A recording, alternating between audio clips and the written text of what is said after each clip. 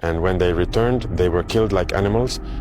Do people know that when France tested its first atomic bomb, it was black soldiers they placed nearby within the blast radius to see what would happen?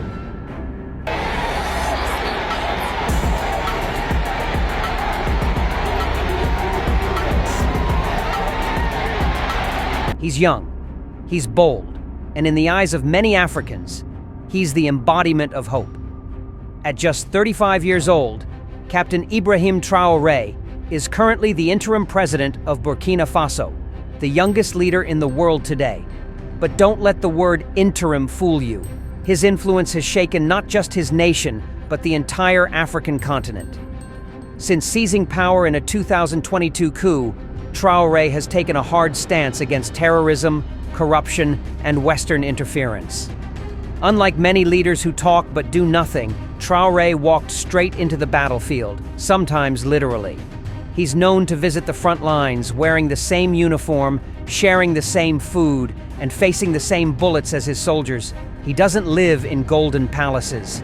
He doesn't travel in convoys of armored limousines. He walks among his people, eats what they eat, and listens to what they need. In a time when many African leaders are seen as distant, corrupt elites, Ibrahim Traoré is rewriting the script, and that's why his people love him. In villages across Burkina Faso, murals of Traoré have been painted on walls, chants of his name echo through the streets, and crowds gather just to catch a glimpse of the man they now call Africa's Che Guevara. Why? Because he dared to say no. No to neo-colonialism, no to puppet politics, and no to a future dictated by foreign interests.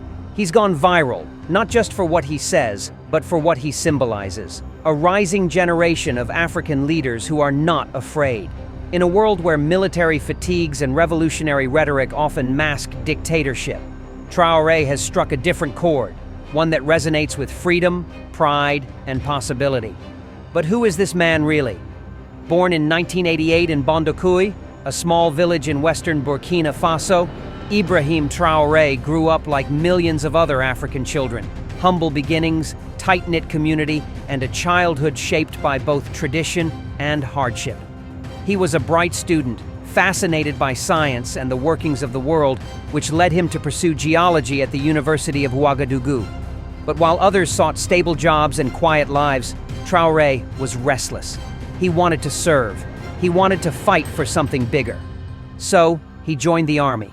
From the very beginning, he stood out, not just for his tactical brilliance, but for his courage. Colleagues say he was always the first in and the last out.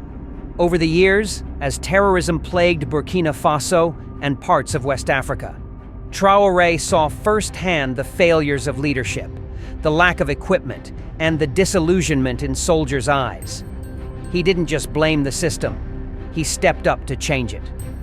In September 2022, when the country was on the verge of collapse, with over 40% of its territory lost to terrorist control and thousands displaced, Traoré led a bloodless coup that ousted the previous military leader. It wasn't a power grab, it was a rescue mission. He promised security, he promised sovereignty, and unlike many before him, he delivered. Today, villages that were once under terrorist siege are being reclaimed. The military is being rebuilt. Foreign military bases have been told to leave, and Burkina Faso is now forging its own path, African-led, African-owned.